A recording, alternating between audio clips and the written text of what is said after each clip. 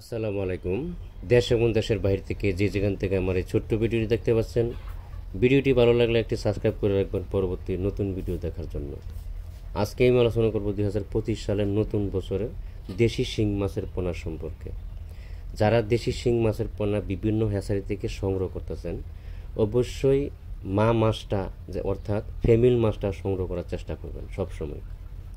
কারণ ফেমিল মাছটা আপনার 4-5 মাসের ভিতরে 8-10টা কেজি চলে আসে, আর মেল মাছটা 4-5 মাসের ভিতরে 30-35টা কেজি আসে। তো দেখেন, ফেমিল মাছটাই কিন্তু সবথেকে ভালো।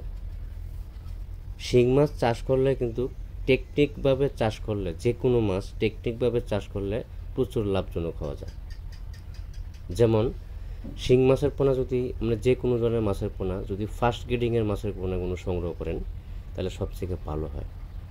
কেননা ফার্স্ট গ্রেডিংয়ের মাছের পোনা দ্রুত বড় হয় এবং কি খরচ কম লাগে। অল্প খরচের ভিতরেই মাছের পোনা দ্রুত বড় হয়।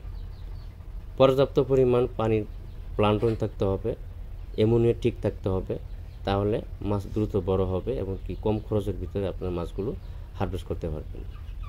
শিং মাছের বিষয়ের ক্ষেত্রে হলো যে বড় ব্রড মাছ থেকে যে উৎপাদিত পোনাগুলো আছে, ফিমেল মাছটা, এই মাছটা সংগ্রহ করতে হবে আপনাদের। তাহলে 4-5 মাসের ভিতরে 8-10টা কেজি আসবে। মেল মাছের পোনা কিন্তু আপনার 8-10টা কেজি আসবে না, 30-35টা কেজি আসে। তবে হ্যাঁ, ফিমেল মাছের ভিতরে আপনার মেল মাছ 5% বা 2% থাকতে পারে স্বাভাবিক। সেটা আপনারা যখন হারভেস্ট করবেন বা বাজারে বিক্রি করার উপযুক্ত হবে তখন আমরা এটা সেটেল করে নেবেন। বায়ুপ্লকে বা যে কোনো জলাশয় পুকুরে শিং মাছের পোনা চাষ করা যায়, প্রচুর লাভজনক হওয়া যায় শিং মাছ চাষ করে।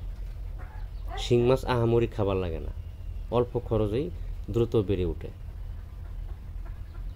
আমরা সারা বাংলাদেশের ভিতরে মাছের পোনা ডেলিভারি দিয়ে থাকি। আপনি চাইলে আমাদের হ্যাচারি ভিজিট করে মাছের পোনা সংগ্রহ করতে পারবেন। আজকে পর্যন্তই, সকলে ভালো থাকবেন। আল্লাহ হাফেজ।